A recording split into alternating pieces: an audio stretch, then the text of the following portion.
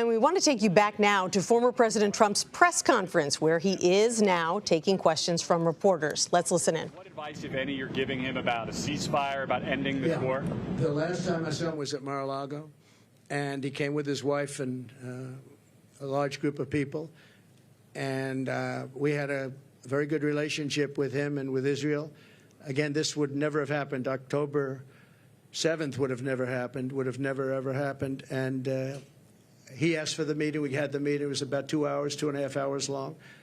And I expect I might be talking to him, but I haven't since then. No. Did you encourage him not to take a ceasefire deal? Did you give him any advice about ending the war? No, he knows what he's doing. I did encourage him to get this over with. You want to get it over with. It has to get over with fast. But have victory, get your victory, and get it over with. It has to stop. The killing has to stop. Yes, please. Mr. President. Thank you, President Trump. You've spoken very passionately about how God saved your life. And I'm wondering, have you put much thought into why God saved your life? As in, for what purpose has he been shielding and protecting you? So, I don't know if you heard the question. You've spoken about God saving your life. That I've spoken passionately about it. And something happened, because that was a miracle. I never looked that way. The audience was massive, and it was in front of me. I never have that particular graph. That was a graph on, as you all know now, that it's very, I think everyone knows it very well, but it showed the great numbers on illegal immigration. It was the lowest point we've ever had. And it was one that I use less than 20% of the time. It's always at the end of the speech, not at the beginning of the speech. And it's always on the left side, not the right side. And yet, for some reason, I called it. It's not on a teleprompter. I do things largely without a teleprompter, frankly, because it's hard to hold an audience if you're going to go for an hour and a half or 2 hours reading a script. And I just talked about it, and I moved to my right, turned sharply to my right, ping. And if I didn't do that, I'm not here with you. So, yeah, God has something to do with it. It's a miracle, and God had something to do with it. And maybe it's we want to save the world. This world is going down. This world is going down. So it could be. But I believe that. I believe that my sons are very good shooters. They're like scratch golfers, better, relatively speaking, with shooters, great shooters. And Eric and Don both told me from 130 yards. I said, well, that's pretty far away, isn't it? They said, no, that's like a 1-foot putt with, weapons like the one being used. Plus, he was a good shooter. This guy was a good shooter. He went to the range and shot a lot, and he was supposed to be a pretty good shooter. They said a bad shooter would hit the target almost 100% of the time. So something happened. And I have to say the Secret Service sniper did an amazing job. He had 5 seconds to find the target and hit the target, and he hit the target within, think of this, 5 seconds. And he was much further away because he was over here, and this other person was over there. So you have to give credit. And I have to also say about the Secret Service, when I was hit, I knew it because when I touched, there was blood pouring all over my hand. I said, I guess I know what that is. And I was going down for protection. And they were screaming, get down, get down. There was bullets. And those Secret Service guys were, and person, Kate, they were on top of me in a matter of, I think, 3 seconds. It was timed at. And bullets were coming out. I would hear the bullet. I didn't realize you could hear it, but now I know very well. Those bullets were going right over my head. They were there and very brave. There was nobody that said, I'm not going to be going there. They just, they were there very quickly, and they were very brave. There were mistakes made, obviously. He shouldn't have been up there. The roof should have been taken care of, and there were mistakes made. There's no question about it. But there was a lot of bravery also. We have to remember that. Okay, thank you very much. Brian, thank you. I want to talk about credit card debt for just a second. You've got all these items. It's a record. It's a record. Credit card. 48% up. And many families going into debt just to pay for groceries. Yeah. What's your message to Americans right now that you can make America affordable again? Well, I would say my message to them. So he said, credit card debt is at the all-time high. It's never been like this. What's your message to America? How are we going to solve that, and what will they do? You know what I think they should do? They should, on November 5th or sooner, if it's early voting, which largely it is, which is ridiculous. We should have one-day voting, paper ballots. We should have voter ID, and we should have proof of citizenship, because people are voting and people are going on now without citizenship. But we should do it, and maybe we'll be able to get that done, too. It's one of the things I want to do. But my message to them would be very simple. Vote for Trump, and we're going to fix the problem. We're going to get it fixed. We'll get it fixed. Follow-up question, yes, if I could. Kamala's been promising on day one, I'll do this. And for basically 4 years, she's promised this day one. Yeah. What will you do on day one to turn this country around? So she is saying when she gets in, she's in now. And especially with Biden, because, I mean, he's not in the best of shape. But you know what? She's in there now. She can do anything she wants. And she's still saying, if you elect me, I'll do this, I'll do... Why didn't she do it? Here's my one question. It's the easiest question, because she complains about everything. Why didn't she do it? That's all I ask. On day one, we're going to drill, baby, drill, and we're going to close the border, and we're going to let people come in, but they're going to come in legally. They're going to come into our country legally. But on day one, we're going to do many things. You know, I can do a lot of things at one time. But the question's often is, what's the first thing you're going to do? I would say we have a tie. We're going to close the border. We're going to stop the millions of people coming in, and we're going to take all of the criminals that have come in, and we know every one of them. I know. And the local police know better than anybody else. They're going to work with us. I've spoken to a lot of the sheriffs, every police, virtually every law enforcement group in America has endorsed Trump. I don't think anybody's endorsed Kamala. Not one. I don't think anybody's endorsed him. And you know that better than anybody. In Florida, all over California, they've endorsed me. We have the relationship I have with law enforcement. And these are great people, and people that we have to really cherish and respect and let them do their job and protect them. And you'll always have a bad apple in everything. You have bad apples as reporters. That I can tell you many. I'd say about 80%. But you're always going to have bad apples. But you have very, very few when you look at it. Very, very few. You have to let them do their job. You have to protect them.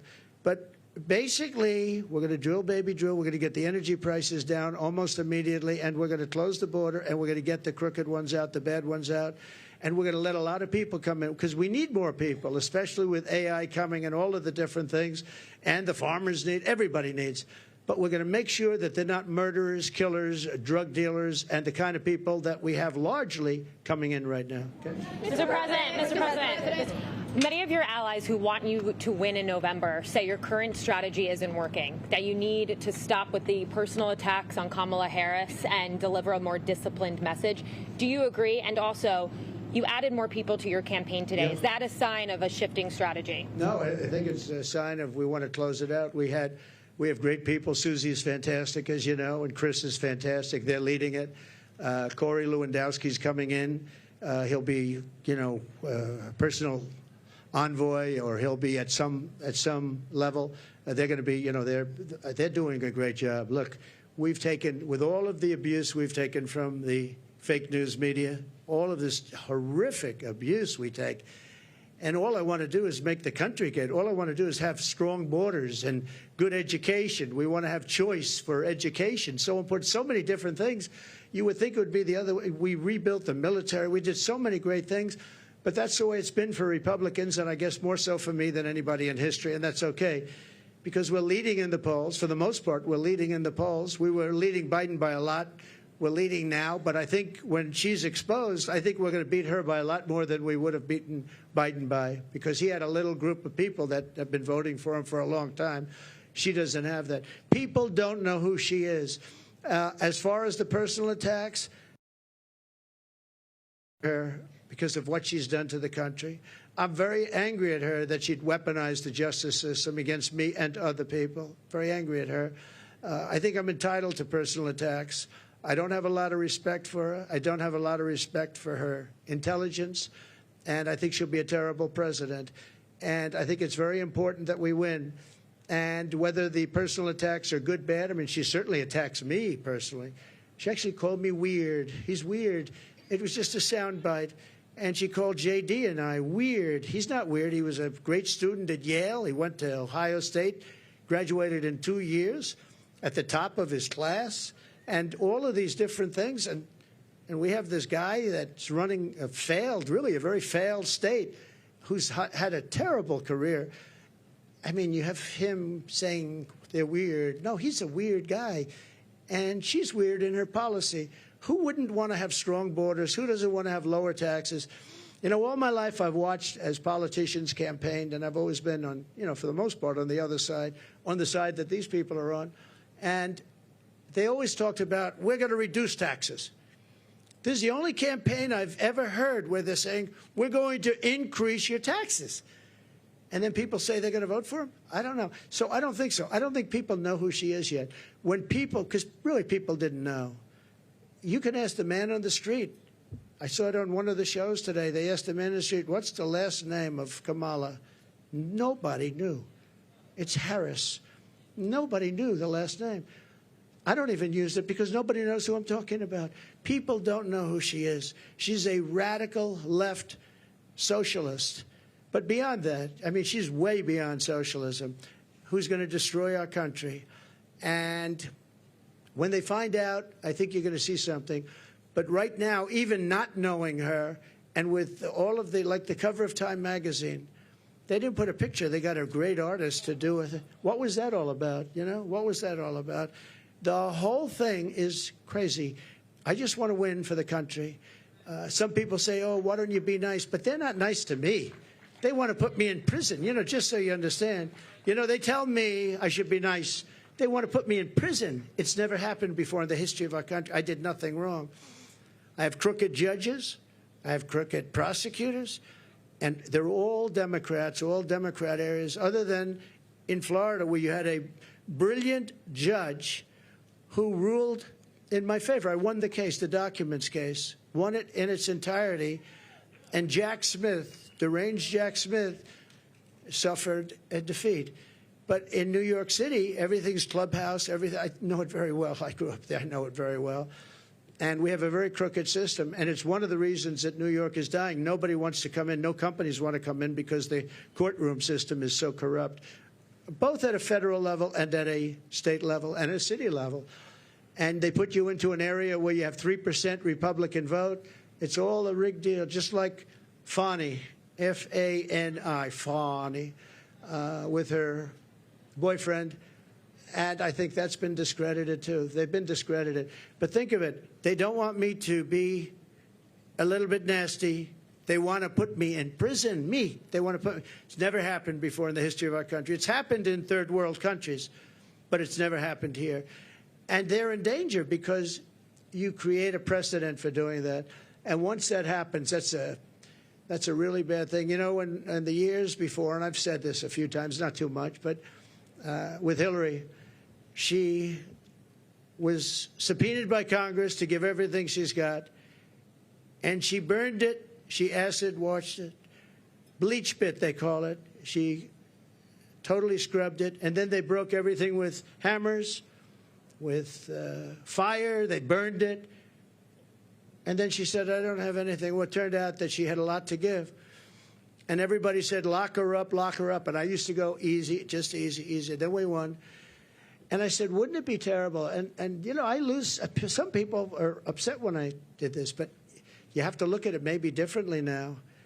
I say, wouldn't it be terrible to put the wife of the president, former president of the United States, into a prison? Now think of that. Hillary Clinton, she was Secretary of State. She was the wife of a president of the United States who used to be a friend of mine before I ran for, you know, for politics. He was a friend of mine. He used to play my golf course all the time. I have a great golf course right next to their home in Westchester. He used to be there all the time. It was his favorite course. But you know what? I could have done that very easily. She was so guilty.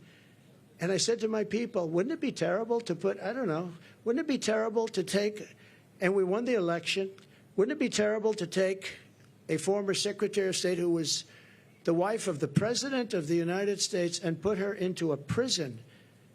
But that's what they want to do with me, and I did nothing wrong. It's all crooked politics and really crooked judges. You know I have a gag order. Do you know I can't even talk about it right now? Do you know that I have a judge who has a gag order? He doesn't want me to talk, and the reason he doesn't want me to talk is because what I say is so devastating and so horrible for him. But think of it. I have a gag order. There's never been a politician in history, I mean, probably for any politician for a city council office. I'm the leading candidate to be president. I won virtually unanimously. You know, I beat everybody. It was the quickest primary in history. There's never been one that was done so early. I had people that were very talented people, and I beat them by 45, 50, 60, 70, 80 points. There was never a close race. Nobody was even close. Good talent. They weren't close. And I'm running against the Democrats. So it's a two-party system, whether we like it or not. Republican, I'm the Republican, and I'm leading. But let's say I'm tied, but I'm leading. I believe I'm leading by a lot more than people think, and I believe we'll be leading by a lot more. And I have a judge who put a gag order on me. So when you ask me a question, or when you ask me a question, I can't give you an answer, because if I give the answer, they want to put you in jail. He said, we'll put him in jail if he talks beyond the gag order. And this is in a state where, unfortunately, the laws have been very bad, and they haven't been upheld by the appellate divisions generally. Although I have one case where we a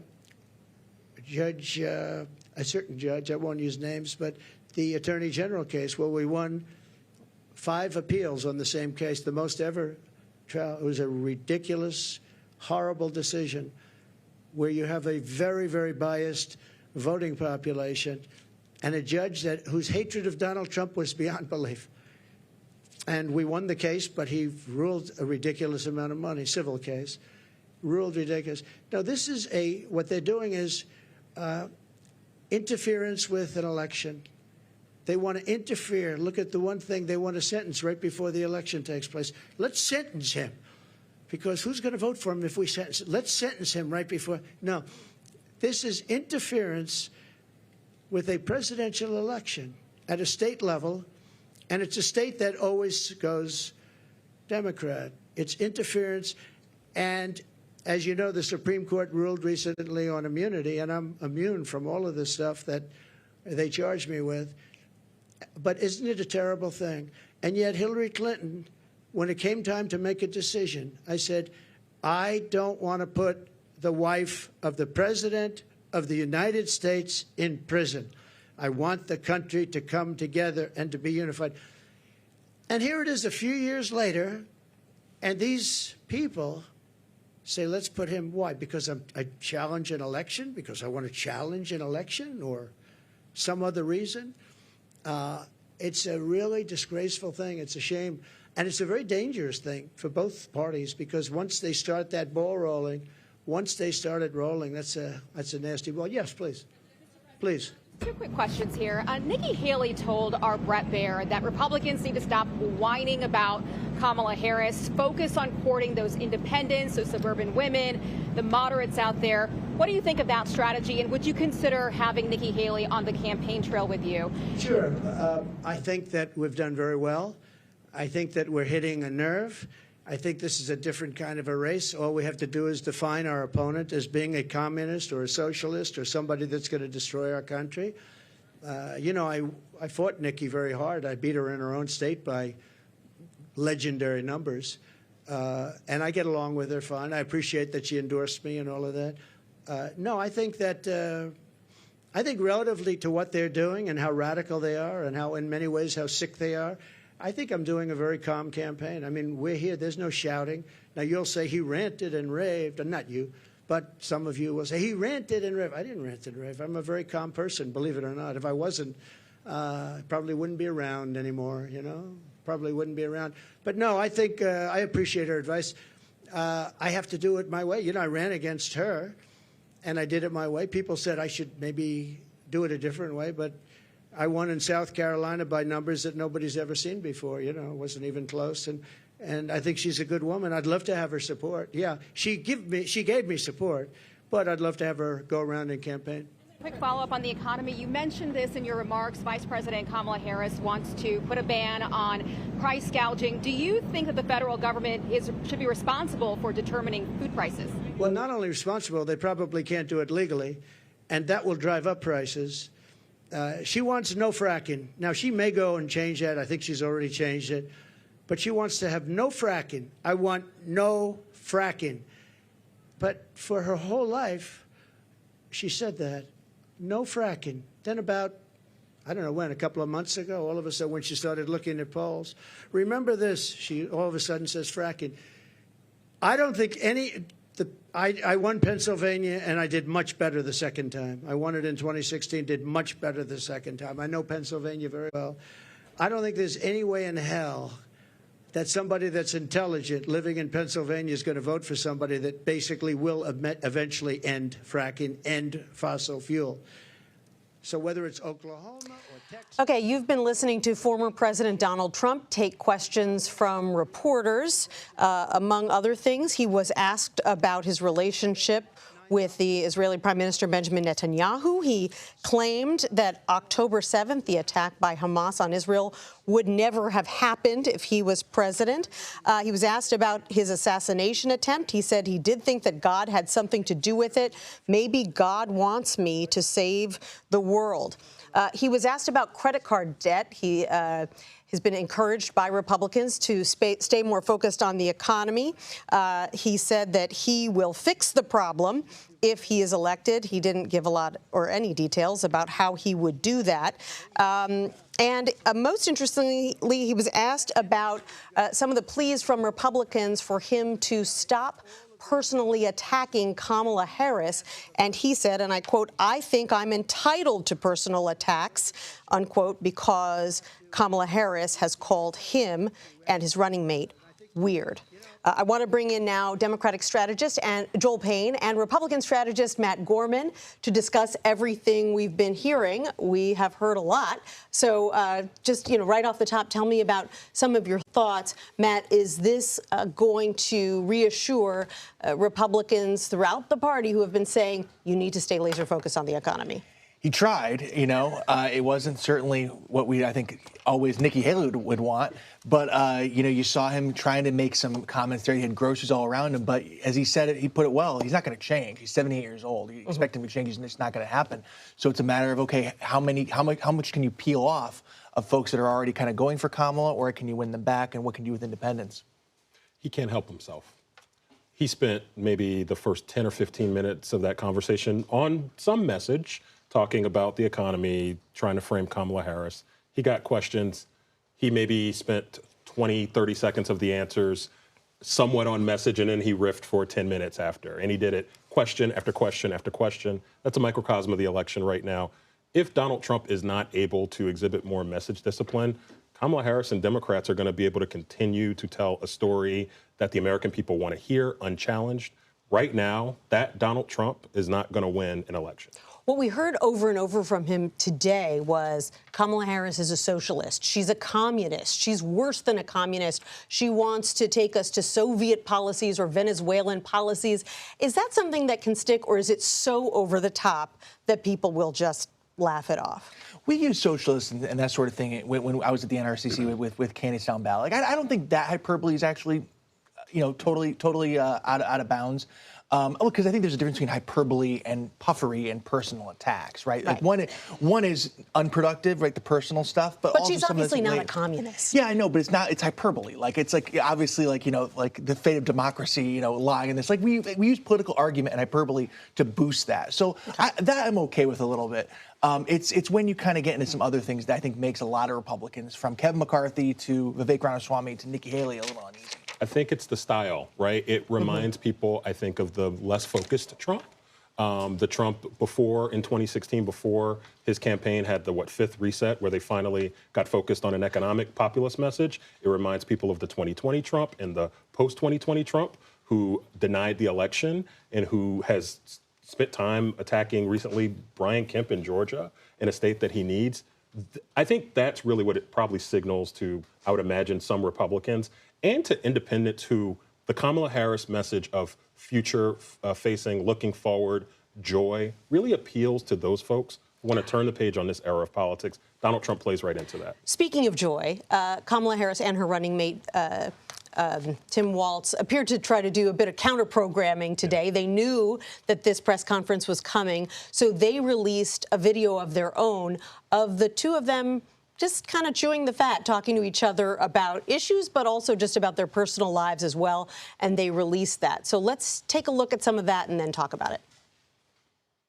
I was hoping you, Tim. maybe we wouldn't have to. I called you, Tim. Yes. You didn't answer, Tim. I know.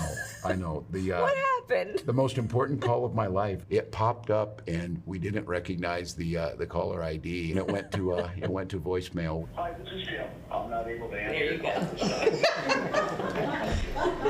As possible. Thank you. Hey, Tim, it's Kamala. I really want to talk to you. So it seems like the goal here is to send a message, we're friends and we're happy. Yeah, here's the thing, Nancy. You don't have to agree with Kamala Harris on economic policy. You don't have to agree with her on foreign policy. You don't have to agree with Tim Walz's record in Minnesota to see that those are two people who enjoy spending time together, who have personal chemistry, and who I think have a comedy towards each other that I think this country will respond well to. It does not mean they're going to win the election, but it does mean that that is a different conversation than the one we witnessed from Bedminster a few minutes ago. And I'd imagine that the folks who are running the Harris campaign want to counter-program what you're hearing from the Trump campaign with that. Vibes alone can't win an election, but it can go far to change the atmospherics around an election. How worried are Republicans about the vibes? I worry about the policies and the polls a little more. Vibes don't vote. But what I will say is, like, look, I worry about the message and how are you kind of coming across? And I think, look, we expect Kamala to have a very good week next week, as people tend to do coming out of convention. We did. But then once that happens, right, you're almost at Labor Day. You're at almost the first the debate between Harris and Trump. How can you fundamentally change the dynamics? And how can you maybe, hopefully, make a case against Harris with likely she'll have a couple-point lead, most likely coming out of the convention?